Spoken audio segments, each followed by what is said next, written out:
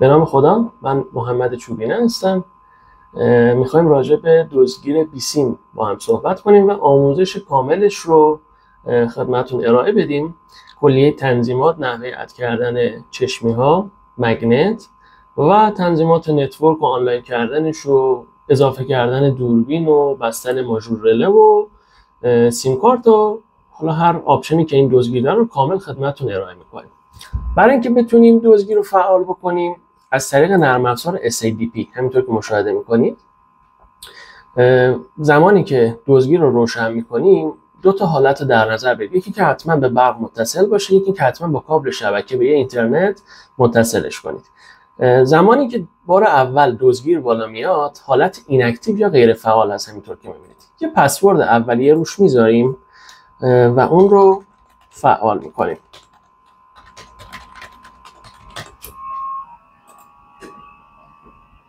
خب همینطور که میبینید دزدگیرمون فعال شد. زمانی که دزدگیر بالا میاد حالت اول مود DHCP فعال هست و از شبکه شما IP میگیره. اینجا IP که گرفته 2204 از رنج شبکه ما 2 هست. 192 168 2204.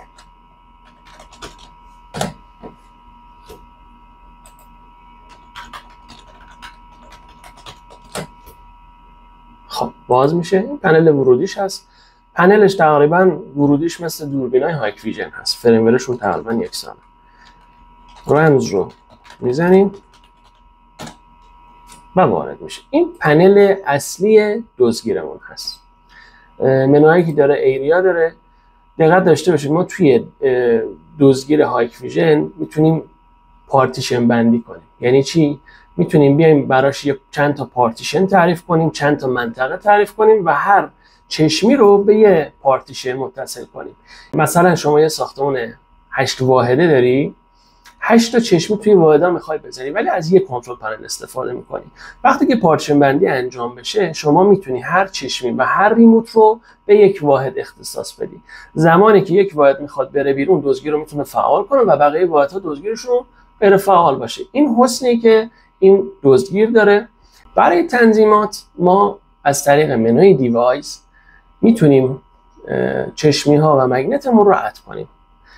دو حالت داره که ما میتونیم این کار انجام بدیم. یکی از طریق اپلیکیشن های کانکت که روی گوشی هست، میتونید دونه دونه این بارکد هایی که روی مگنت خورده، روی چشمی خورده، اینا رو بیاید اسکن کنید و ادشون کنید.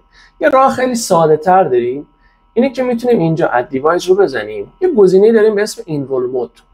اینرول مود رو که بزنیم خود دستگاه میره روی حالت اینرول. توی اد دیوایس اینرول رو میزنید، راحت میره روی اینرول. شما کافیه فقط چشمیتون رو آن کنید. PIR detector 1 enroll. خیلی ساده اد شد. دومی Magnet detector 2 enroll. به همین سادگی اد شد. کافیه الان از حالت منو رو عوض کنیم و از حالت اینرول خارج شیم. اگزیت رو میزنیم. Exit enroll in mode. خیلی ساده دیوایزامون اد شد. پس دو حالت داره. هم میتونیم با نرم افزار های کانکت بیایم اسکن کنیم، اد دیوایس کنیم که اونو خدمتتون نشون میدم چجوری است. خیلی ساده میتونیم از طریق پنل، از طریق گزینه اینرول مود بیایم دیوایزامون رو اد کنیم. نکته بعدی که میخوایم راجع به صحبت کنیم اینه که چجوری آنلاینش کنیم که خیلی مهم هست. یه بازه زمانی هایک ویژن آنلاین کردنش خیلی دردسر بود. الان خدا رو شکر مشکل حل شده. خیلی ساده آنلاین میشه. اگه 1% آنلاین نشد یه سری DNS هست که در اختیارتون قرار میدیم و میاد DNS رو ست میکنم. ببین همینجور که میبینی من دیوایسم به طور اتومات آنلاین شده. 3 حالت اتصال به شبکه داره. یکی اترنت هست از طریق کابل شبکه، وای فای هست که میتونیم به وای فای متصلش کنیم و سلولار هست که سیم کارت میندازیم و از دیتای سیم کارت استفاده میکنه. پس 3 حالت داره. توی قسمت نتورک ستینگمون مود ما DHCP هست. خب اگه بخوایم بهش DNS بدیم این رو از DHCP خارج میکنیم. یه سری DNS داریم. DNS هایی هست که مخصوص خود هایک ویژن هست. این DNS ها رو اینجا توی DNS ست میکنیم. دسته‌بندی های DNS ها 2 تایی هست توی لیستی که خدمتتون اعلام میکنیم.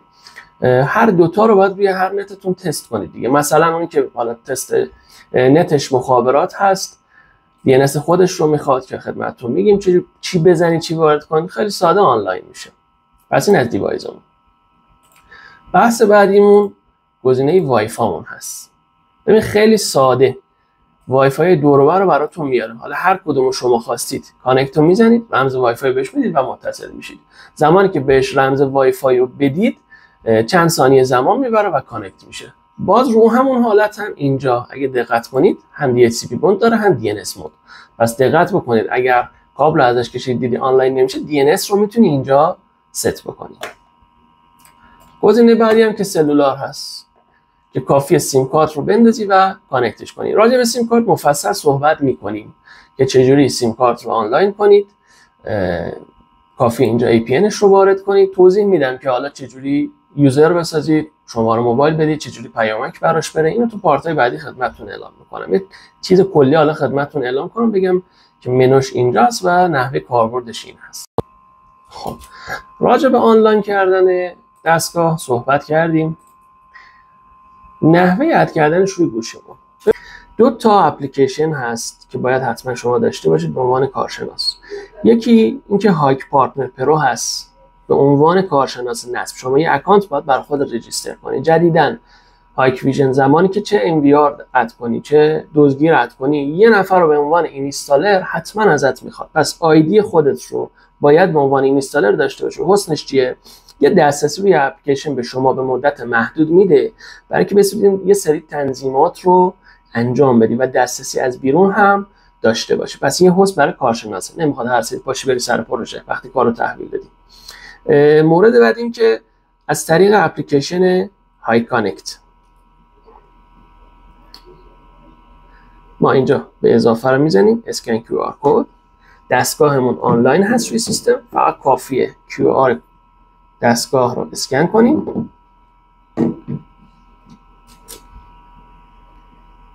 خب میگه میخوای اد کنی، دکمه پشت دستگاه رو بگیر. یه پین داره. من این پین رو میگیرم.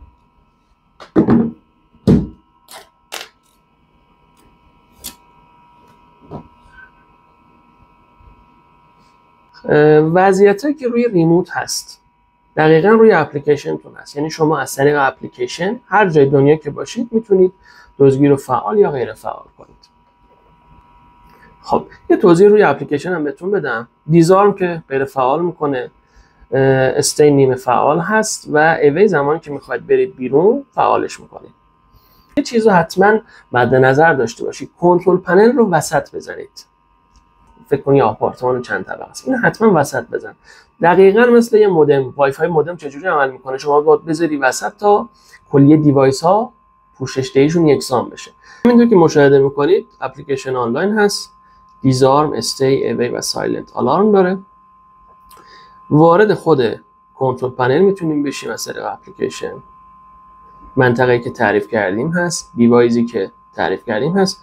همونطور که خدمتتون گفتم ما از طریق این رول مود خیلی ساده از طریق کنترل پنل روشن کردیم و کانکت کردیم. حالا میتونید از طریق اد دیوایس اسکن QR کد، یعنی QR کد پشت چشمی ها رو دونه دونه اد کنید. حالا اینجا الان داره ما میگه این چشمی قبلا اد شده، ولی خب خیلی زمان میبره دیگه. شما یه پروژه بزرگ داری 20 تا چشمی داشته باشی باید دونه دونه اد کنید. ولی اون این رول مودی که خدمتتون گفتم کافیه فقط چشمی ها رو هر 20 تا رو تون پشت هم روشن کنید، دونه دونه اد میکنه و خیلی سریع کارتون انجام میشه. یه نکته که اینجا داره، ما زونایی که داریم کامل به همون اطلاعاتش از طریق اپلیکیشن میده. باتری، وضعیت باتریمون الان 100% هست، قدرت سیگنالمون فول هست، وضعیتمون آنلاین هست. یه سری اطلاعات از خود چشمی به همون داره میده که این آپشن خیلی خوبیه که دزدگیر هایک ویژن داره. این چشمی رو همینطور که مشاهده میکنید کاملا اطلاعات خدمتتون میگه. یه نکته هم خدمتتون بگم، اگر دوستان وارد کنترل پنل شدن و منوهایی که میبینن با منوهایی که ما داریم آموزش میدیم متفاوته، به خاطر این است که فرمور شما آپگرید نیست. حتما وارد کنت آنلاینش که کردید، ادش که کردید روی اپلیکیشن، وارد کنترل پنل میشید، 3 نقطه رو میزنید، ستینگ،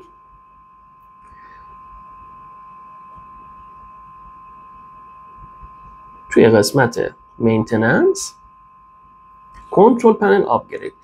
شما اگه نیاز به آپدیت داشته باشید یه نوتیفیکیشن قرمز کنار این نشون میده، کافیه بزنید و آپگرید کنید. چند دقیقه زمان میبره، آپگرید میشه و فرمورتون بروز میشه. پس حتما فرمور رو بروز کنید.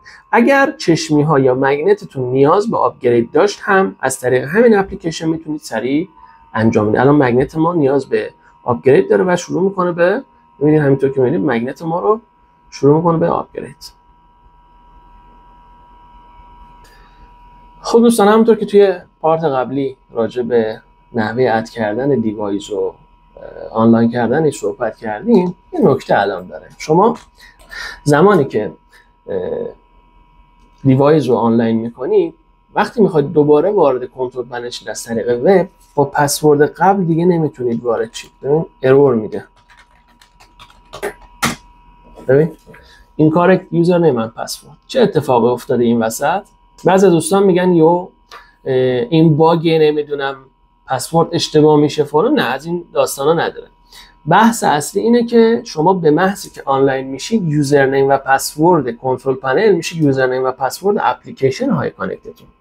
شما زمانی که میخواید دیوایس های هایکویژن رو آنلاین کنی، حتما باید اکانت رو رجیستر کنی با ایمیل آدرس و پسوردی که روی اپلیکیشن قرار میدید. بنابراین الان اینجا یوزرنیم پسورد ورودی کنترل پنل شده یوزرنیم و پسورد اپلیکیشن آیکانیک با اکانت من. همینجور که میبینید من ایمیل خودم رو میزنم،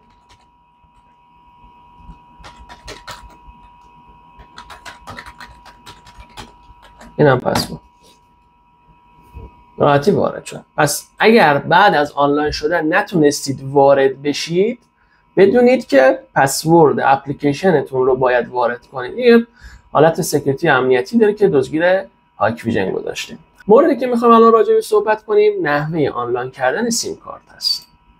توی تنظیمات میریم، بحث نتورک سلولار. حتما چند تا نکته داره. یکی اینکه اول توی سیستم ستینگمون تایم ستینگ، حتما تایم ستینگتون باید بذارید تهران. یعنی اگه تهران نباشه آنلاین نمیشه. این است. من با کامپیوتر خودم هم سینکش کردم. خب مورد بعد توی قسمت نتورک ستینگ سلولار، وضعیت سیم کارت رو آنلاین میکنیم. APN رو حتما باید وارد کنیم. APN من الان اینجا سیم کارتم همراه اول هست، MCI Net. APN همراه اول رو وارد میکنم. دیتا لیمیتش رو هم غیر فعال میکنم که محدودیت بهم نده. توی سیستم سرویس پاور سیوینگ مودتون رو غیر فعال کنید. زمانی که پاور سیو مود فعال باشه، برق اگر بره و بره روی باتری به دلیل حالا ذخیره سازی و اینکه حالا باتری بیشتری بهتون بده، امکان قطعی سیم کارتتون هست. بنابراین پاور سیو مود رو غیر فعال کنید. همونطور که میدونید هم زمانی که برق بره، باتری این کنترل پنل طبق اعلام کمپانی هایکویژن حالا تستایی شده حدود 12 ساعت روی باتری براتون کار میکنه. خب بریم اینجا نتورک. ببین همینطور که میبینید سیم کارتمون کانکت شد. پس حتما APN رو وارد کنید. APN ایرانسل که MTN ایرانسل هست و همراه اول هم MCI Net. اینم از نحوه فعالسازی سیم کارتمون. زمانی که سیم کارت آنلاین شد، الان باید تنظیماتی انجام بدیم برای اینکه زمانی که حالا چشمی یا مگنت اکتی نشون داد، از طریق پیامک یا تماس به ما اعلام کنه. توی منوی کانفیگوریشن قسمت آلارم کامیونیکیشن میایم اینجا، پوش اند SMS. از اینجا میتونی یه وایس براش وارد کنی یا نه دیفالت خودش باشه که تماس میگیره، فقط بهتون اعلام میکنه زون فلان مثلا داره آلارم میده. از اینجا ادیت SMS هم میتونی مثلا یه SMS وارد کنی، متن پیامکت رو وارد کنی، ورود غیر مجاز مثلا. اوکی.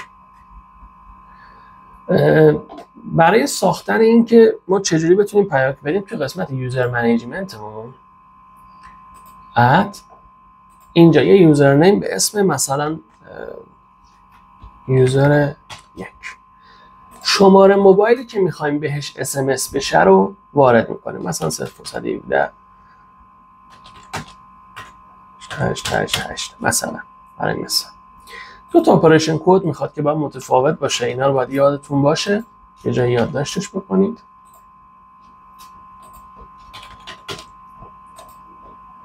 اینجا بهتون میگه چیا رو اعلام کنم. کل آلارمایی که داره میاد و بهتون دیزارم، آرم، دیوایس کنترل همه رو بهتون میده. نکست رو میزنیم. اینجا میتونیم بگیم آقا برای من آلارم رو فعال کن، خطاها رو فعال کن.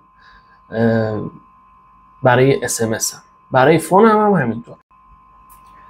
الان اگه دقت کنید من اینجا ساختم به محض اینکه اتفاق بیفته هم پیامک برای اینشون میره و هم باشون تماس گرفته میشه. این کلیت تنظیمات کنترل پنل بود که حالا نحوه آنلاین کردنش، اد کردن دیوایس ها، نحوه فعال کردن سیم کارتش، چجوری تنظیمات پیامک رو انجام بدیم. یه آپشن جالبی که این دزدگیر داره، شما میتونید دوربین های هایک ویژن رو باهاش سیم کنید. میتونید یه دوربین هایک ویژن که حالا ترجیحاً هیومن دیتکشن داشته باشه رو کار بذارید توی نقطه و از همون دوربینی که توی پروژهتون دارین استفاده کنید به عنوان یه چشمی. توی پارت بعدی حتما این رو بهتون آموزش میدیم. یه امکان خیلی جالب و کاربردی است که میتونید روی دزدگیرتون ست کنید.